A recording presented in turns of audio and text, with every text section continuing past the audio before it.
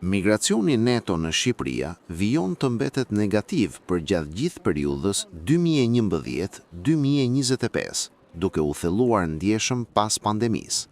Sipas të vënave zyrtare të Instat, nga 1 janari 2021 deri më 1 janar 2025, vendi ka regjistruar 138.000 largime më shumë se sa kthime, duke shënuar një nga periudhat më të forta të emigracionit në dekadën e fundit.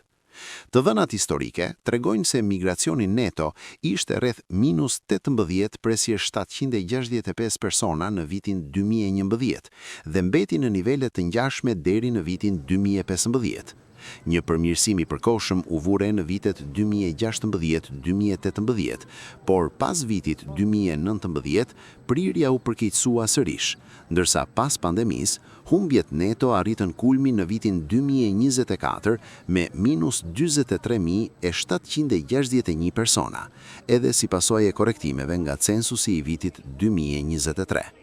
Fenomeni konfirmohet edhe nga Eurostat, sipas të cilit gjatë viteve 2021-2024, vendet e Bashkimit Evropian dhanë 284.585 leje qëndrimi për herë të parë për shtetasit shqiptar, me një rritje të ndjeshme të lejeve për punësim.